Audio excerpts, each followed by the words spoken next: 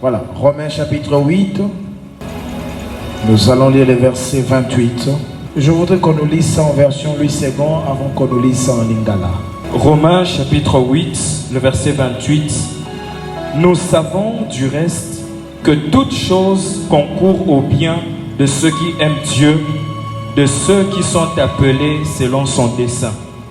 Car ceux qu'il a connus d'avance, il les a aussi prédestinés à être semblables à l'image de son Fils, afin que son Fils fût le premier-né entre plusieurs frères. Et ceux qu'il a prédestinés, il les a aussi appelés. Et ceux qu'il a appelés, il les a aussi justifiés. Et ceux qu'il a justifiés, il les a aussi glorifiés. Amen. Amen. Acclamons pour la parole de Dieu. Ce soir, j'ai un message simple. Et je suis convaincu que quelqu'un sera béni. Et je voudrais que vous puissiez me suivre. Car ce que je vais partager ce soir, c'est une vérité biblique. Et quand quelque chose est une vérité biblique, nous devons mettre notre foi sur cette vérité. Pendant que j'étais en train de lire la Bible, j'ai l'habitude de passer sur ce texte. Mais pendant ces quelques jours, ce texte était en train d'être ruminé dans mon esprit. Et le Saint-Esprit était en train de m'enseigner sur ces vérités. Ce soir, je vais parler de prédestinés à la gloire. Les prédestinés de la gloire. Les prédestinés de la gloire. Pendant plusieurs moments, pendant plusieurs temps, nous avons eu à dire qu'il y a des hommes qui sont prédestinés à la gloire. Mais pendant que je méditais la Bible, j'ai compris quelque chose. Je ne sais pas si mes prédécesseurs ont bien compris ce verset sur le prédestiné de la gloire. C'est vrai que parfois, de temps en temps, en lisant la Bible, on peut sentir qu'il y a un moment où on nous parle des hommes qui sont prédestinés au mal.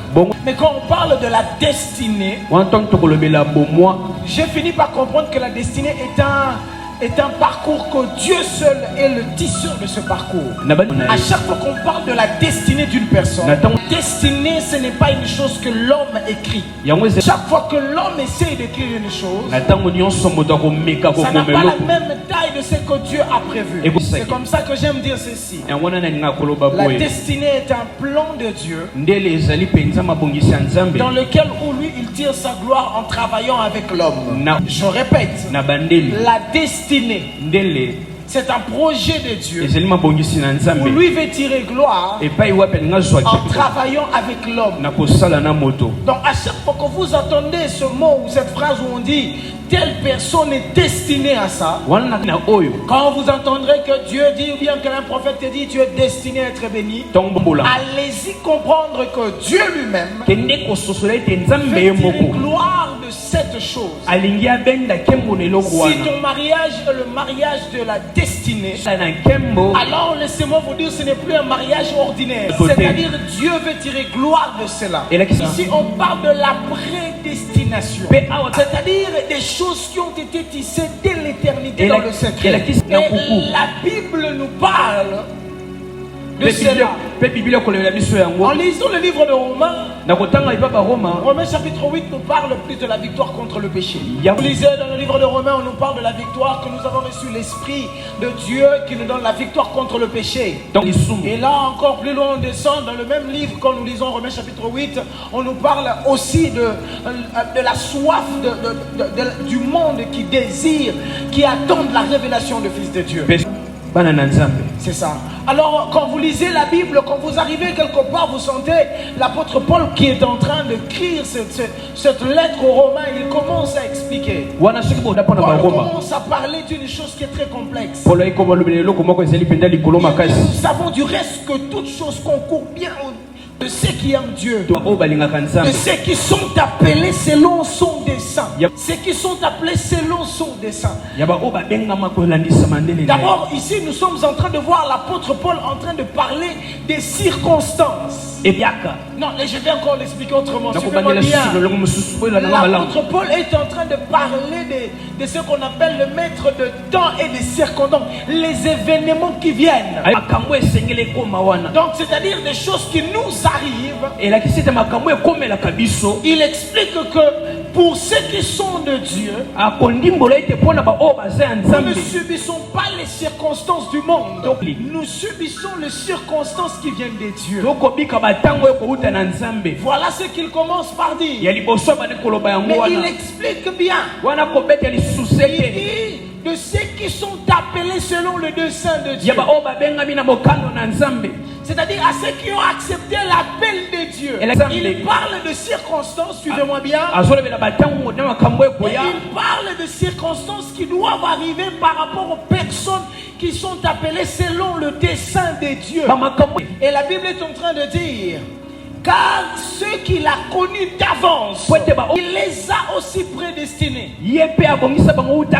Ici, il est en train de parler des hommes et des femmes qui ont été connus d'avance. Il parle des hommes et des femmes que le ciel connaissait d'avance.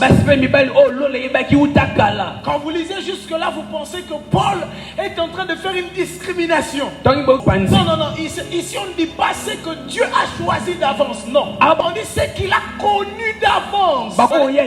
Suivez-moi bien. La plupart des lecteurs, quand ils lisent ça, ils pensent que Dieu les a choisis d'avance.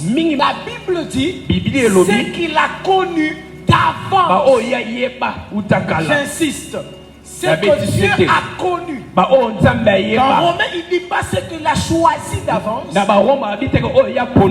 ce qu'il a connu, Papa Clovis. La Bible, je ne sais pas si vous comprenez cette pensée.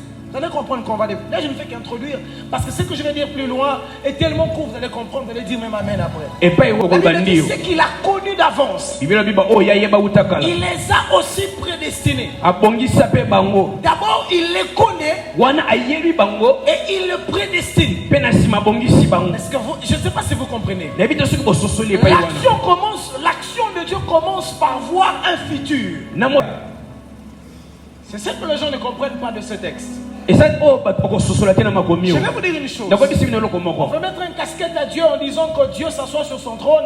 Il a choisi certaines personnes pour aller en enfer et d'autres pour aller au ciel. Il n'a jamais existé ce texte-là. La Bible dit ce qu'il a connu d'avance. Comment il peut connaître d'avance? Mais écoutez, en lisant la Bible, nous devons comprendre que Dieu connaît le futur.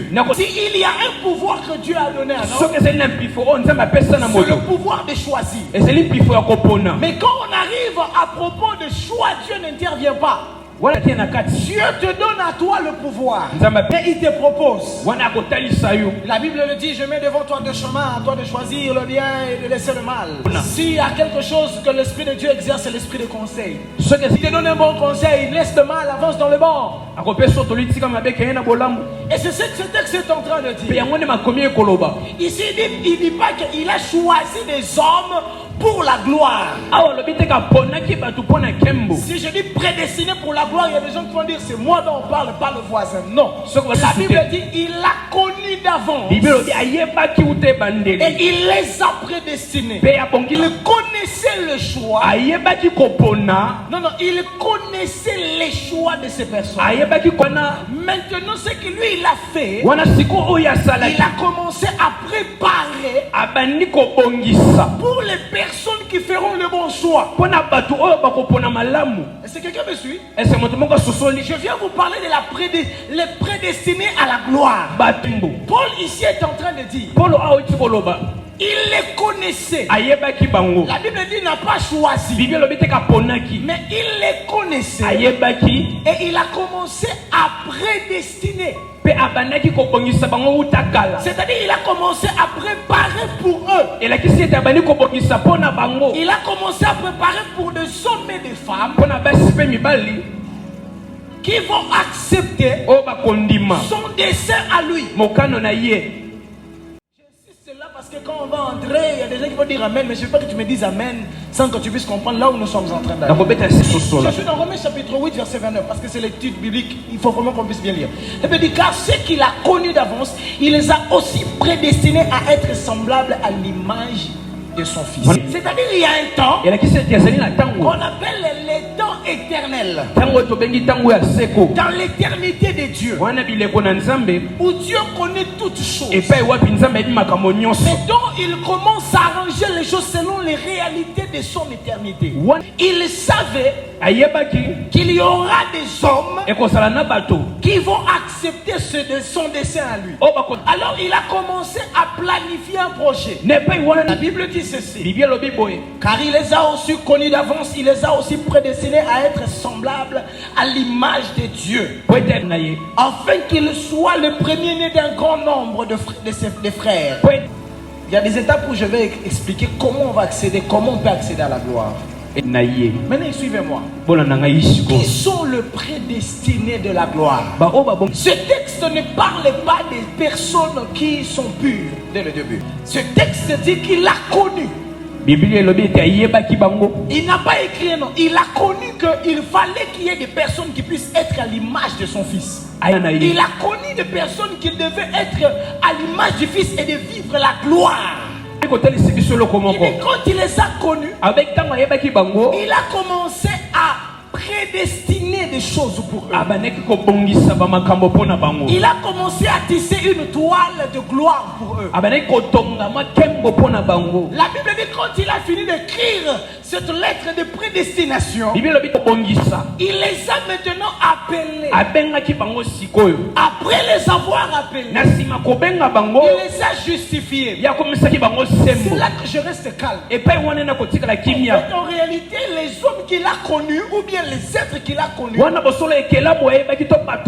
ne sont pas parfaits depuis le début. Parce que selon Romains, selon ce que Paul est en train de nous enseigner, il nous fait comprendre que les personnes qu'il a prédestinées à la gloire ne sont pas à l'état pour le début, ils ne sont pas purs.